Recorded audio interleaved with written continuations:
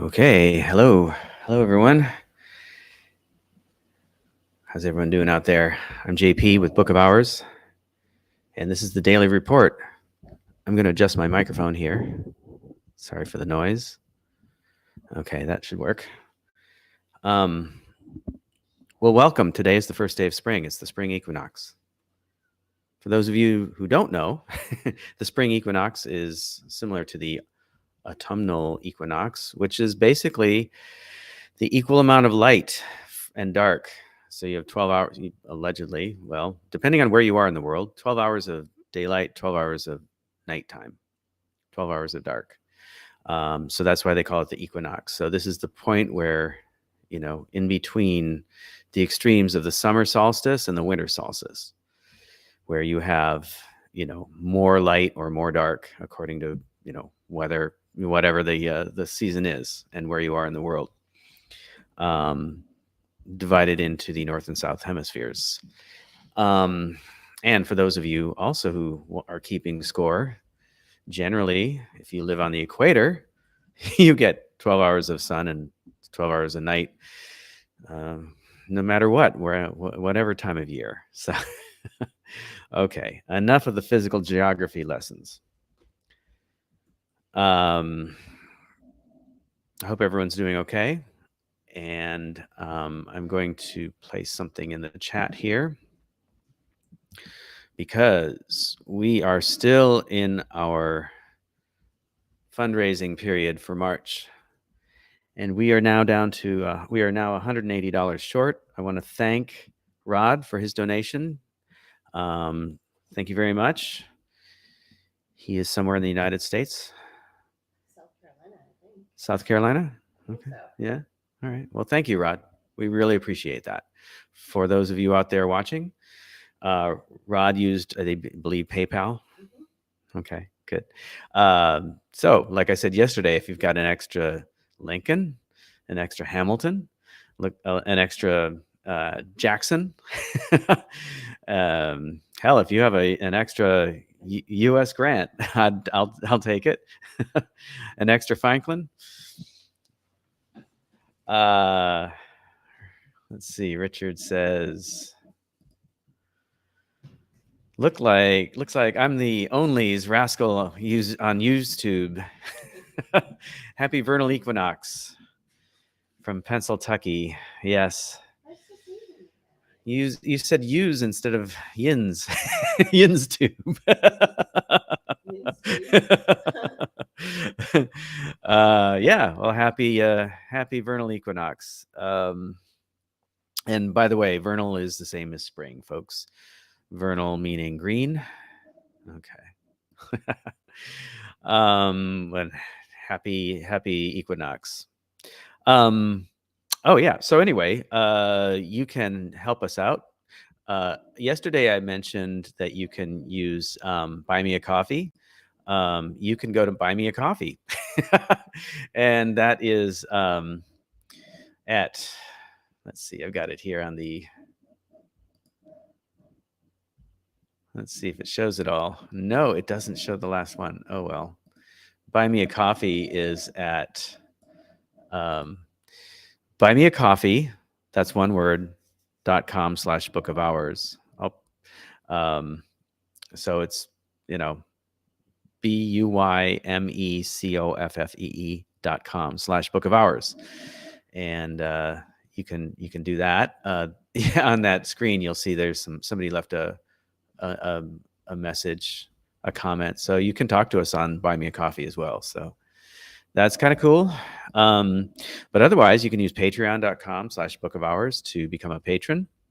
You can subscribe to Substack, bookofhours.substack.com.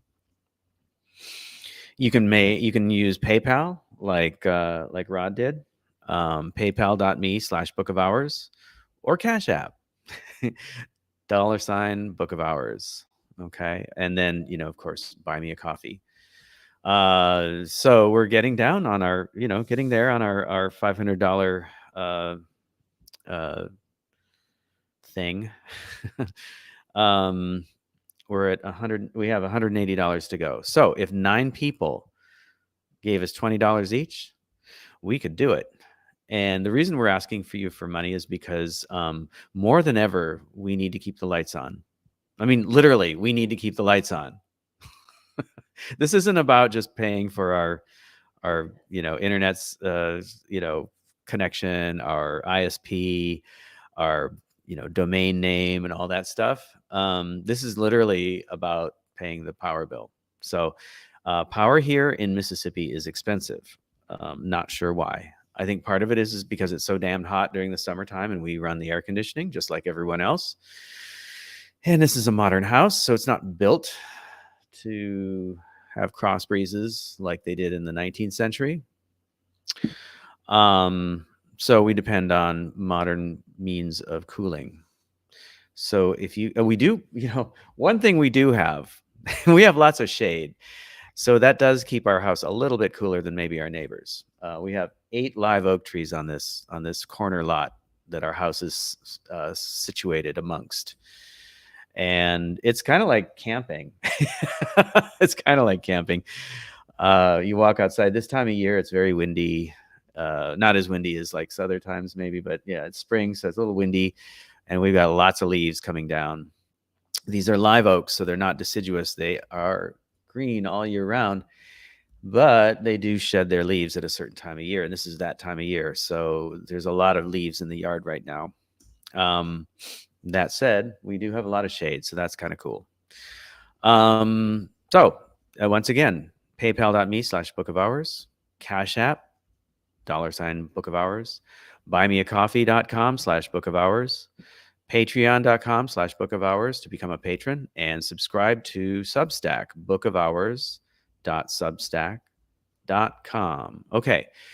Cool. Well, today we're going to talk about something else that's going on. And if that one doesn't go long enough, then I will read from something else. But today we're going to get into a little woo. And the thing is that, I've been admonished in the past for believing or talking about this kind of thing, but I really believe that this is true because we are people who are made of water and electricity, and we exist in an energy field in our own planet, and I'm sure, just like our planet, that we get affected by other bodies in space. The moon does affect the Earth and its gravitational pull with the waves, but also the the word just escaped my mind. The water that goes in and out. And then, but also, it affects people, especially female people. So, why wouldn't bodies that are also in our solar system affect us? So today we're going to talk about Mercury retrograde. And we're taking this from the cut today. And this is titled, "This Mercury retrograde is going to be real rough." And the reason we're bringing this up is because Julie and I were sitting around yesterday and going, why is everything kind of like messed up? I mean, like more than usual. I mean, we've been dealing with the messed up since the beginning of the year, but it seems like everything's been kind of weird. Communication goes awry. Technology is kind of weird. And that's because that is the calling card. That is the hallmark of Mercury in retrograde. And this happens every quarter, okay? But this particular quarter is apparently going to be kind of rough. And here's why. And there's a nice picture of the moon. Oh, and this is written by Eliza Kelly. She's an astrologer and a cut contributor. Just when you think you finally have your life together, astrology will remind you that everything is actually hanging on by a thread. Fine. On March 15th, Mercury retrograde begins again, and it's time to send in the clowns. For the next 3 weeks, Mercury will appear to move backward in the sky. And that's what they mean by Mercury retrograde. It appears to move backward in the sky. It's not moving backward. It's the tilt of the Earth, the way things are, lined up. And it appears to look like it's going the other way instead of the way it usually goes.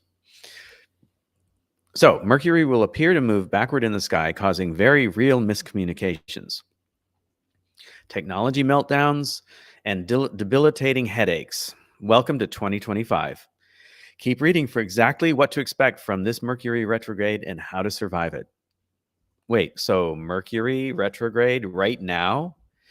If you're reading this on or between Saturday, March 15th and Monday, April 7th, 2025, yes, Mercury is currently retrograde.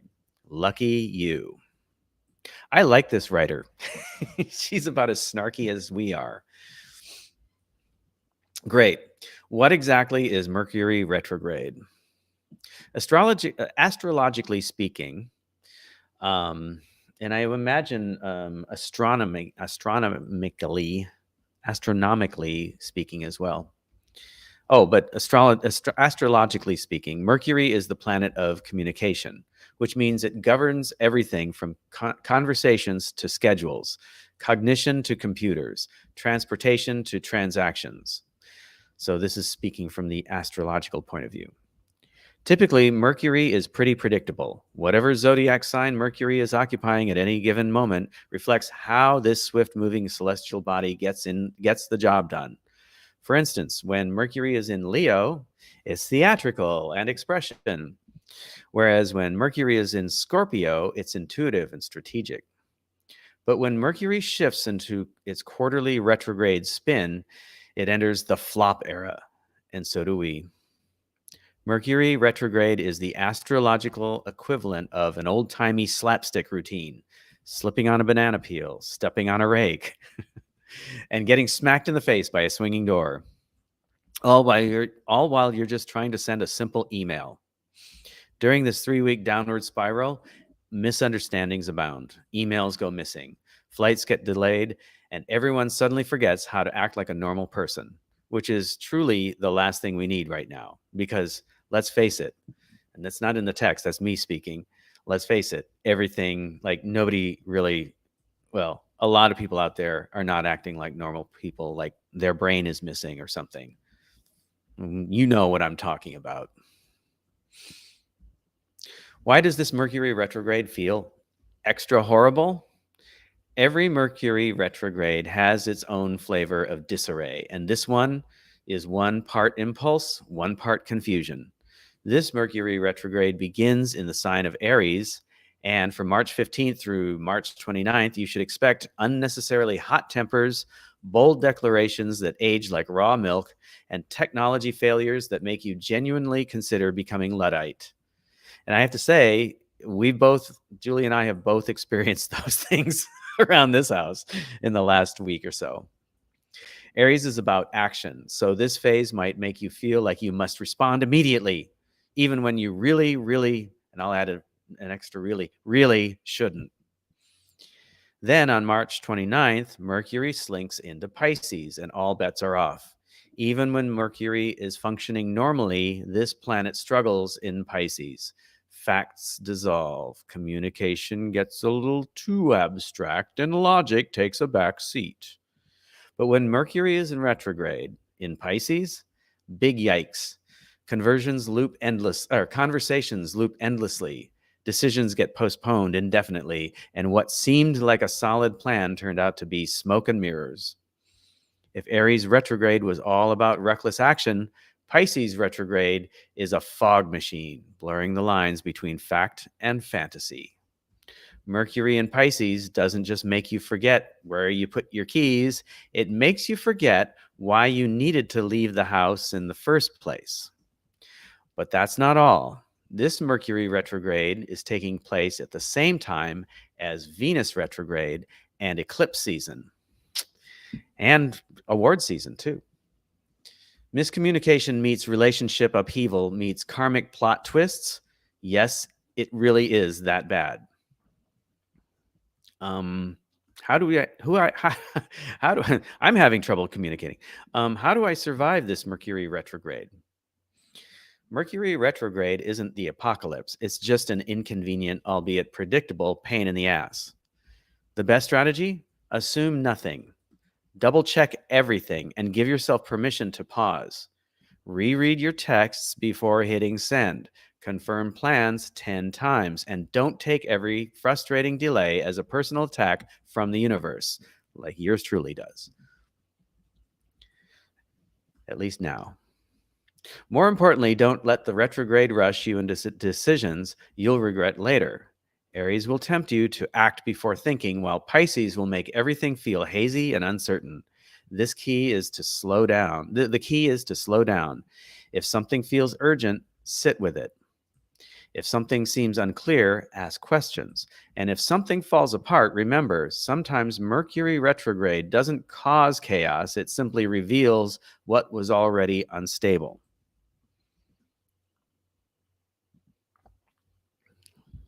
Mercury retrograde is a time for reflection, review, and course correction. And if you use this time wisely by embracing patience, flexibility, and a willingness to rethink your approach, you might just come out the other side with a fresh perspective and a clearer sense of direction. So, back up your files, preemptively draft an apology text. I love that. And don't let these celestial snafus get the best of you. Mercury retrograde isn't here to ruin your life. It just wants to keep things interesting. I mean, the world might be collapsing, but we still have a sense of humor, right? Right. Who's going to feel this Mercury retrograde the most? While Mercury retrograde affects everyone, Aries, Pisces, Gemini, and Virgo placements will be front and center for the next few weeks. Aries may struggle with impulse control, and Pisces will feel like they've totally lost the plot. As for Gemini and Virgos, these two signs are governed by Mercury, so anytime this planet goes backward, they go a little haywire. Mercury retrograde will impact Aries. Aries is confidence and subconscious patterns. It will impact Taurus's intuition and personal boundaries. It will impact Gemini's ambitions and long-term goals. It will impact Cancer's reputation and personal beliefs. That's not good. Yours truly, Moonchild here. It will impact Leo's travel plans and emotional connections. Oh, big deal. It will impact, sorry, if you're a Leo out there, I apologize. It will impact Virgo's psychological breakthroughs and close relationships. It will impact Libra's important contracts and daily interactions. Right, Julie? Okay. It will impact Scorpio's calendar management and creative inspiration. Oh, wow. So sorry, Scorpio. That's all you get. It will impact Sagittarius's romantic intrigues and emotional processing. It will impact Capricorn's family dynamics and social life. It will impact Aquarius's communication style and budget. And it will impact Pisces' financial priorities and self-discipline. Okay, so that's the scoop on the astrological front. I would probably like to read this one. The spring equinox is ushering in an astrological vibes shift. But two things. One, it'll go to a paywall, and I don't want to do that. And two, you probably had enough of the woo today, so I will go on. And it is now about 20 after the hour, so I'm going to read you something else. But I thought that was kind of funny, kind of interesting, because, I think a lot of us do feel these things and we don't know how to describe them or understand why things go awry when they do. But, it's like I've noticed Mercury in retrograde often will affect things, especially technology. I didn't realize that Mercury, astrologically speaking, represents communication, and it's the great communicator, I guess. So that makes a lot of sense, because there's been a lot of weird miscommunications out there in our world right now. Okay, so what I'm going to show you next. Oh, and okay, so you may have seen a blip there. Speaking of yeah. Oh, well, Mercury in retrograde. Chrome browser gave me a little spinner, and then it was a little sketchy. We're still on air. It's still going. Anyway, so yeah. So I'm going to go to the New York Times because, that the morning email is the go-to, right? So the morning email from the New York Times. Good morning. Today, you'll hear from the New York Times chief economics correspondent, Ben Castleman, who weighs evidence about a possible recession. Oh, great. We're also covering executive power, Volodymyr Zelensky, and MetroCard, which I don't know what that is, and we probably won't get into it. A Trump recession? And this is, Ben Castleman. Okay, he says, I cover the economy. Good for you, Ben. Is the U.S. economy headed for a recession? Stocks have plunged, and especially stocks have plunged for, and I said this yesterday, for Tesla. Yay! Anyway, sorry. Stocks have plunged, so measures of consumer and business confidence.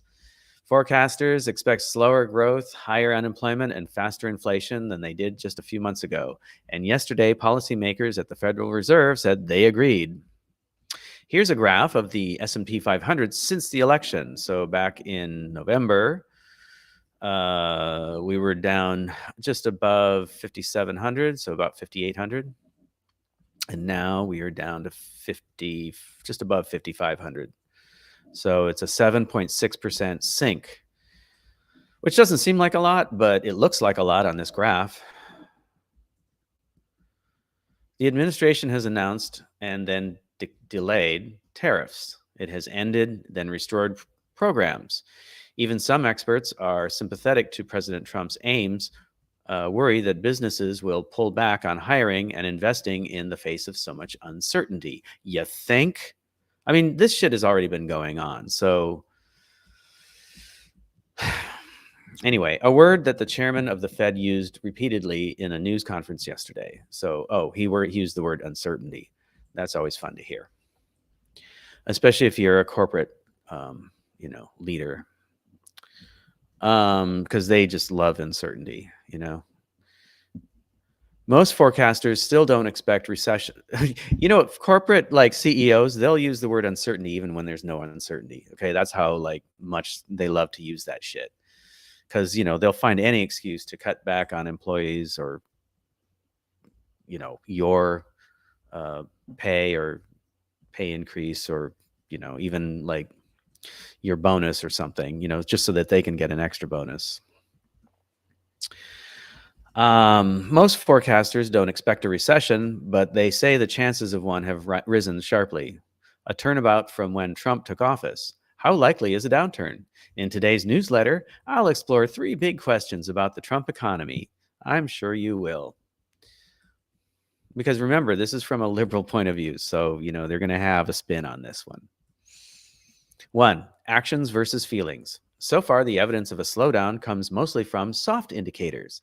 These are surveys showing that businesses are more reluctant to hire and invest, and that workers are more worried about losing their jobs. Well, you know what? This author should just fucking go to LinkedIn and see how worried people are. They're worried about getting another job, not about losing their job. I said this already, but this shit's been going on for a while. Okay, hard indicators. Measures of actual activity haven't shown the same weakness. Job growth was solid in February. Bullshit. For example, it was solid in February, for example.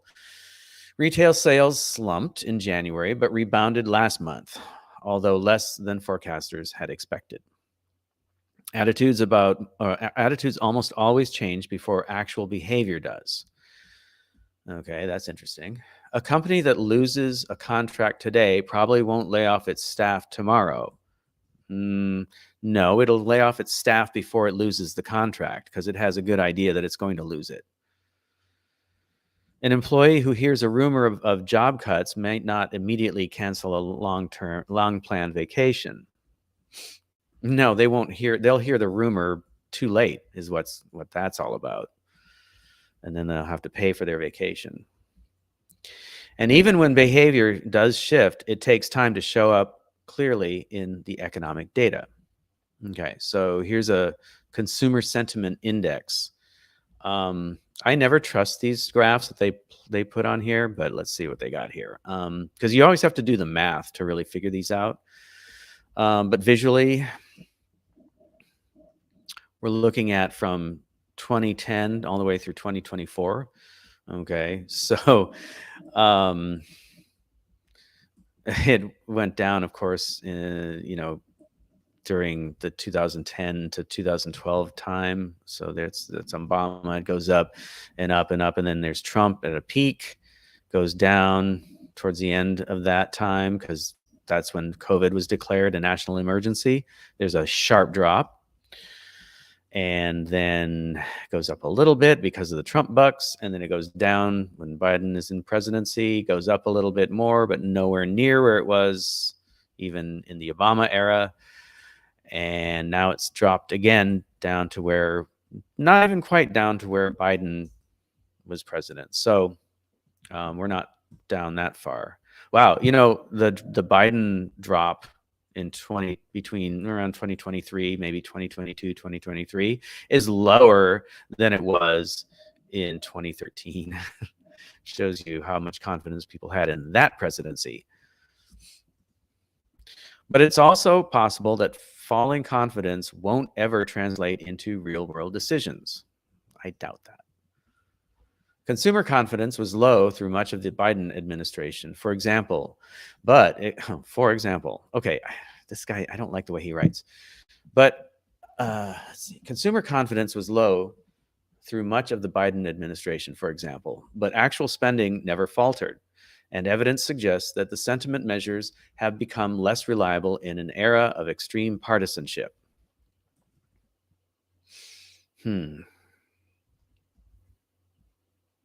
Okay, so they're having a hard time reading the tea leaves during the extreme partisanship.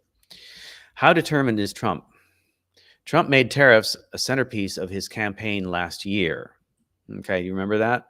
You know what a tariff is? A tariff is basically taxing goods and services, or mostly goods, coming into the United States from other countries. So those tariffs are taxes that are placed on the goods coming in. And he wanted to slap huge ones on China, but he started slapping them on Canada and Mexico too, which allegedly we have a trade agreement, but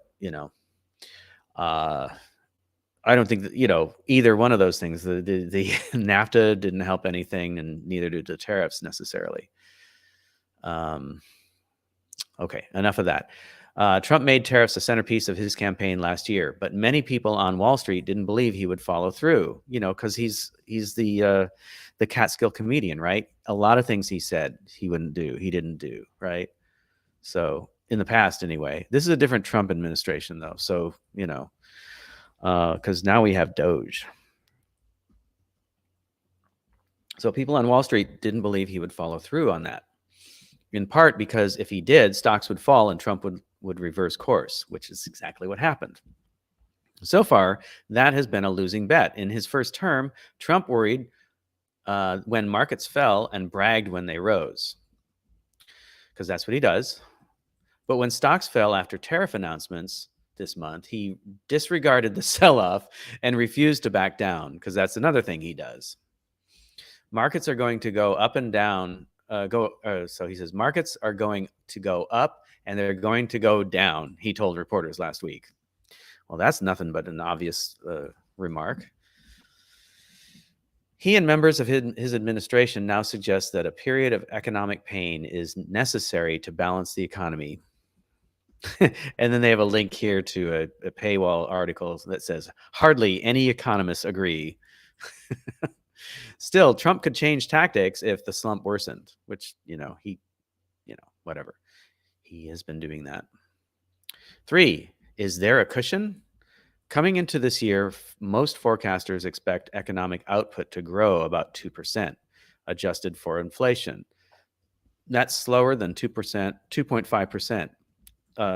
Slower than the 2.5% it grew last year, but it's a long way from a recession. Yet even before Trump took office, some forecasters warned that the economy was not as strong as well-known indicators, like the unemployment rate, suggested.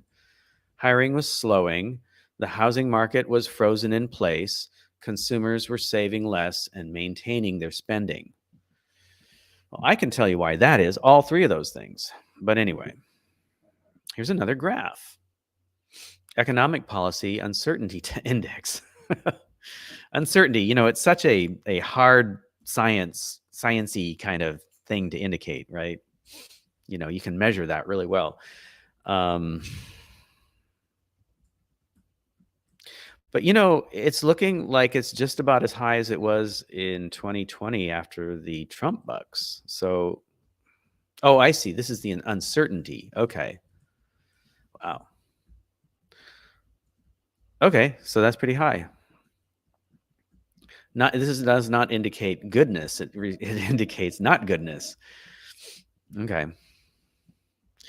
All of these things were pretty obvious even in December. Neil Dutta of Renaissance Macro Research, a financial firm, he argues that a slowdown in growth was inevitable this year, regardless of who won the election, which would mean that Trump is operating with less of an economic buffer than most people believe. Okay, so let's look at that again, or let's not. Maybe we don't have to look at it too closely, but there's always uncertainty in the transition from one administration to the next. So this is kind of, Captain Obvious here.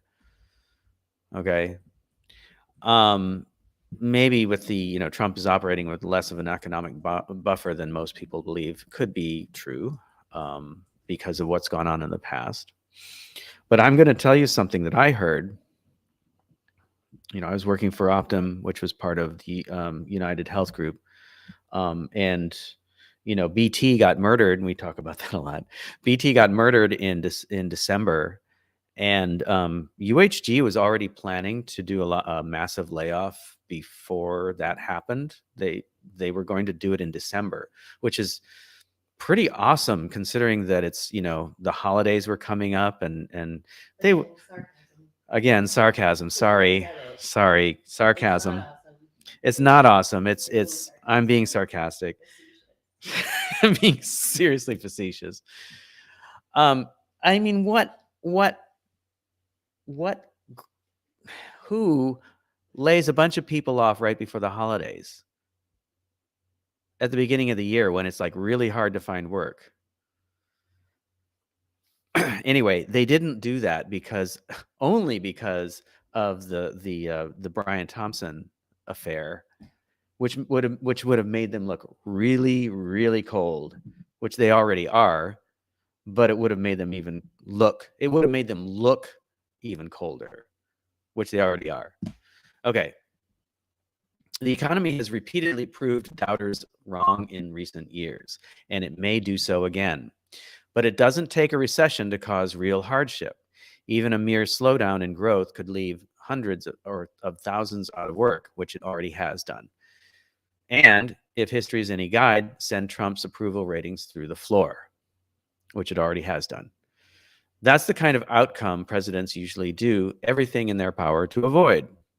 Why are economists so bad at forecasting recessions? I tried to answer that question in this piece, which is behind a paywall, I wrote a few years ago.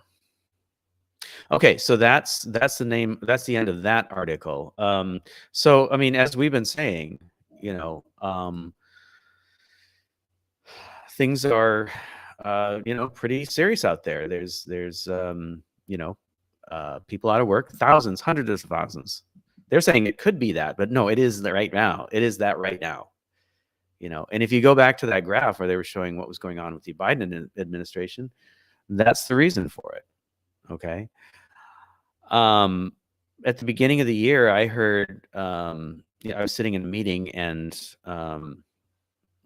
the manager 3 steps up from me was saying, so this year it looks like it's going to be pretty good, and we're making a profit and everything looks good. And I thought to myself, nuh-uh. When they say that means jobs will be fine. Yeah, that means heads will roll. Yeah, exactly. So yeah. So this is just basically, a Captain Obvious report. coming across and telling us what we know already, and just kind of like giving it, some shape and form. Let's see what's going on. Let's see what's going on with their headlines real quick, because let's see. So they have the latest news: government overhaul. Trump is trying to consolidate control over the courts, over Congress, and in some ways over American culture. Times political correspondence, right? Okay, so we talked about this a little bit yesterday, right? Where he's acting like a fucking dictator, okay? Because there is such a thing as separation of powers, and why I have to give a civics lesson to the President of the United States is beyond me, but Trump plans to sign an executive order today instructing the head of the Education Department, Lynn McMahon, to begin dismantling the agency. The department cannot be closed without Congress's approval. And again, it comes back to what we were talking about yesterday. But at least this time he knows better than to release the hounds of Doge upon the Education Department, because he got his wrist slapped for doing that last time with the USAID. The administration appointed 2 officials who helped dismantle USAID to be the agency's new leaders. Oh, that's, again, sarcasm. Awesome. The Doge dogs. What happens after a judge reinstates fired federal employees rather than returning to work? Many are trapped in limbo. I know what that's like. Steve Davis, a longtime Elon Musk loyalist, is effectively the leader of Doge. Okay, so remember yesterday when I was reading how they were saying that basically, and these were the government lawyers of the Trump administration that were saying, oh, well, Musk isn't, and the people he's been working with, his team, aren't really the leaders of Doge. They're just acting on behalf of it. So now they put in a guy who's going to be the whipping boy, because Musk is the golden boy. He's the front man. He can't be, thrown under the bus like he has been, because that doesn't look good. So let's have Steve Davis, who you don't know, get thrown under the bus instead. Musk has praised Davis's cost-cutting abilities by comparing him to chemotherapy. Are you fucking shitting me? A little chemo can save your life. A lot of chemo could kill you, Musk said. This man is a complete fucking idiot. It's like, that is the worst metaphor I think I've ever heard in my life, especially when you're talking about something like this. Immigration. A federal judge granted the Justice Department another day to reveal the details of 2 deportation flights that may have defied his orders. And this is something that we talked about a couple days ago. U.S. officials detained a Georgetown scholar from India who is in the U.S. legally on a student visa, and accused him of spreading Hamas propaganda. Okay, that's funny. The Trump administration wanted to move the deportation case of Mahmoud Khalil, a Columbia graduate and pro-Palestinian protester, to Louisiana. I guess because that's a red state, I guess. Instead, a judge transferred the case to New Jersey, solidly blue. Okay, anyway, politics. More on the Trump administration. The administration plans to suspend about $17.5 million in funding to the University of Pennsylvania, apparently because of the school's past support for a transgender swimmer. No comment. Musk donated to members of Congress who support impeaching federal judges who oppose Trump's actions. What an asshole. So this is more of what we're talking about with when we say this is fascism. Okay? They're going after people who oppose Trump and his actions. Okay, so they're and okay, I will admit, I mean, and I feel like it was more of a story than anything, when Trump was being fingered and put into court and endless, court cases and all these accused of different things and whatnot. And, Democrats were calling him a convicted felon. I haven't heard that language in a while. They haven't used that language in a while because they're afraid they're going to get in trouble. But I think this is basically smoke and mirrors and just like, kabuki theater, this whole thing. But it truly shows that we live in a world of fascism right now, because, if they're talking about it, even if it's not real, there's an element and an undercurrent going on. So just stay tuned for that. The Justice Department plans to restore gun rights to some convicts, an issue that became contentious after agency officials sought to reinstate Mel Gibson's firearm access. What was he convicted for? Who? Mel Gibson. I forget, but Yeah. it was something recent. Yeah. I don't Okay. know if it was like a conviction or if it was just public opinion. He pleaded no contest for a misdemeanor battery charge back in like 2011. So 2011, he pleaded guilty or no contest. He pleaded no contest. No contest. That's not the same thing as admitting guilt. No. To a fire. To a jail time.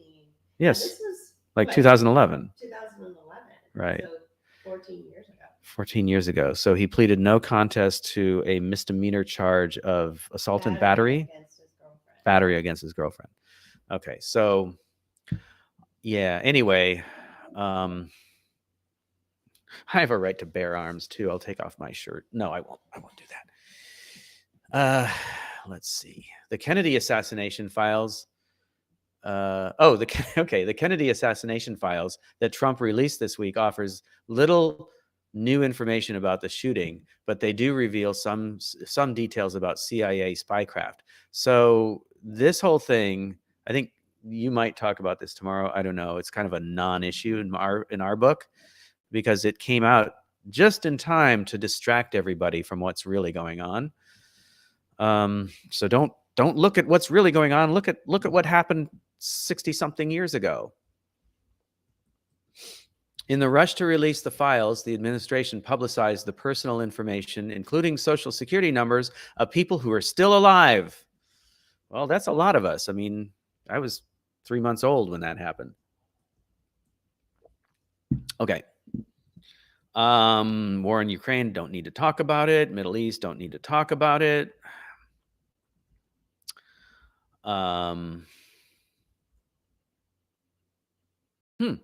I wonder why this is. The MTA announced that it would stop selling Metro cards by the end of the year, a move that it said would save at least $20 million a year. I like when they include New York in their sort of like,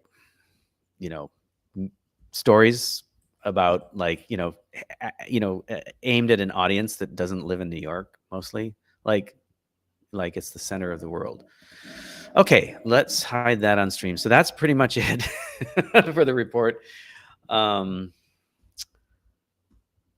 used to have a card that I used to get on the bus in San Francisco, and it would allow me to get on the bus, the cable cars, the underground train, but also the BART system, which would go across cities, across the bay. And I could also use it on the Caltrain, which was an above ground rail system. It looked like a traditional train, rail system. And you could take it all the way down to San Jose. And a lot of people would take it from, that area to come up to the city to see ball games, like, Giants games. And for a while there, I was taking it to work, and they had a bike car where you could get on with your bike and just, put your bike, you park your bike and then go sit down. And that was really cool because I'd always get on pretty much the same train every day. And so I started to know some of the folks that were, on that train, because it was a smaller car than usual. It was mostly filled up with bikes. But, you got to know people pretty well. I liked that commute a lot. That was pretty cool. Despite the fact that I was going, like out of the city and down, a few cities down, a few miles away. I actually rode my bike all the way to to work that way. But anyway, that was not fun. But the train was cool. I liked that. But anyway, the point is that those cards are really invaluable because you don't have to worry about if you have the exact change, because most bus systems will make you have exact change, and you see that in all urban bus systems.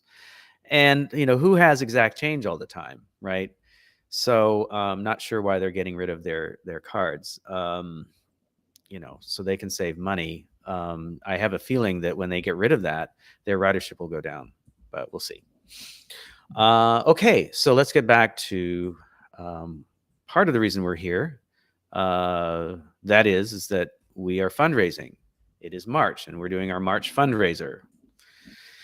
And we have a goal of $500, which is not a big goal, but we seem to be taking a while to get there. We have $180 left to go. And I want to thank Rod for his donation last night on PayPal. You can also help by sending us a $5, a $10, a $20, a $50, a $100. Okay, there's a lot of dead presidents there. You can choose which one you want to use.